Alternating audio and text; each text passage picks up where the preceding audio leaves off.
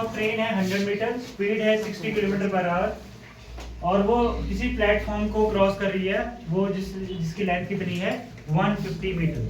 You have to find out the time taken, कितने time में इसने किसको क्रॉस किया, प्लेटफॉर्म को क्रॉस किया। तो आप क्या करोगे, आप क्या करोगे, फॉर्मूला लगाओ टाइम का। टाइम का फॉर्मूला क्या है, टाइम का फॉर्मूला है डिस्टेंस अपॉन स्पीड। अब इस केस में आपको डिस्टेंस कितना मिलेगा, देखो उसने किसी ट्रेन ने जिसकी खुद की लेंथ कितनी है 100 मीटर है, किसी प्लेटफॉर्म को पार किया जिसकी लेंथ कितनी है 150 मीटर, तो डिस्टेंस कितना होगा, डिस्टेंस होगा L1 प्लस L2। यही दूसरा केस है ना, एक मूविंग ट्रेन है किसी प्लेटफॉर्म को क्रॉस कर रही है, तो आपने क्या देखा था कि भाई जब आप उसका डिस्टेंस निकाल रहे थे दोनों की लेंथ को क्या कर रहे थे प्लस, पर स्पीड किसकी थी, स्पीड थी ट्रेन की। तो मुझे बताओ टोटल डिस्टेंस कितना होगा L1 प्लस L2।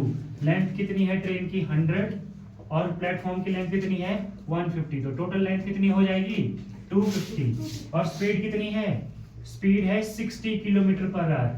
अब आपको पता है अगर मेरा डिस्टेंस मीटर में है तो स्पीड का में होनी चाहिए मीटर पर सेकंड में, तो इसका मतलब मुझे किलोमीटर पर आवर को क्या में चेंज करना पड़ेगा, मीटर पर सेकंड में। अगर मैं इसको मीटर पर सेकंड में चेंज करूंगा तो किसका मल्टीप्लाई दूंगा 5/18 का, किसका मल्टीप्लाई दूंगा 5/18 का मल्टीप्लाई दूंगा। इसको कैंसिल करो बेटा, इसको कैंसिल करो, इसको 6 से करेंगे 3 टाइम और 6 से करेंगे ये कितना जाएगा 10 टाइम, तो ये स्पीड कितनी हो जाएगी 10 into 5 कितना हो जाएगा 50 डिवाइडेड बाय 3 कितना होगा मीटर पर सेकंड।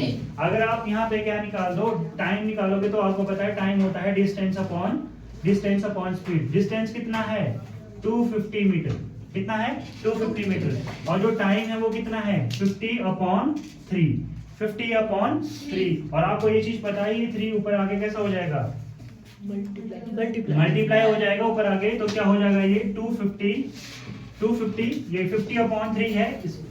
आपको ये चीज पता है कि मेन डिवाइड अपने आप को मल्टीप्लाई में चेंज कर लेता है, तो जो डिनोमिनेटर वाला फ्रैक्शन है ऊपर आके रेसिप्रोकल हो जाता है, उल्टा हो जाता है। इसका मतलब ऊपर को 3 आएगा और नीचे को क्या रहेगा 50, 0 से 0 कैंसिल, 5 से 25 को कितने टाइम कैंसिल किया 5 टाइम, 5 को किससे क्या 15 सेकंड में वो जो ट्रेन है वो किसको पार करेगी, प्लेटफॉर्म को पार करेगी जिसकी लेंथ कितनी दी है 150 मीटर। देखो इस क्वेश्चन में क्या था, एक ट्रेन है जिसकी लेंथ है 100 मीटर और वो किस स्पीड से जा रही है 60 किलोमीटर पर आवर, और वो किसको पार क्रॉस कर रही है, एक 150 मीटर लेंथ के प्लेटफॉर्म को क्रॉस कर रही है। तो आपको ये चीज पता है कि टाइम निकालना है, टाइम होता है डिस्टेंस अपॉन स्पीड, और डिस्टेंस कितना होगा इसमें, डिस्टेंस होता है किसका, तो अगर वो किसकी लेंथ ट्रेन की लेंथ प्लस प्लेटफॉर्म की लेंथ को आप प्लस कर दो तो वो टोटल डिस्टेंस कवर होगा किससे, ट्रेन ने।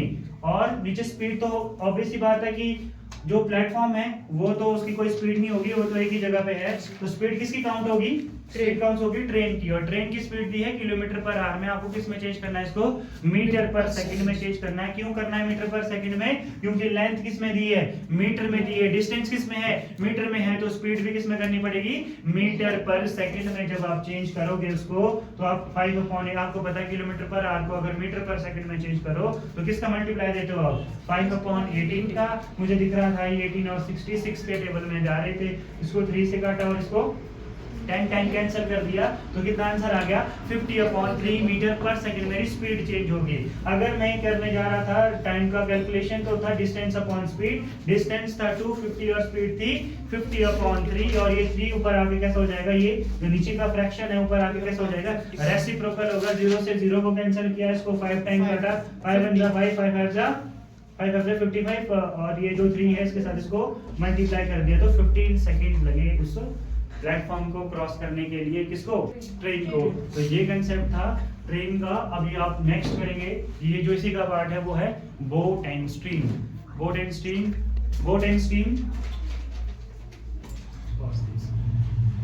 इससे रिलेटेड जितने भी और भी प्रॉब्लम है, क्वेश्चन है, हम इसको नेक्स्ट वीडियो में करेंगे। तब के लिए थैंक यू।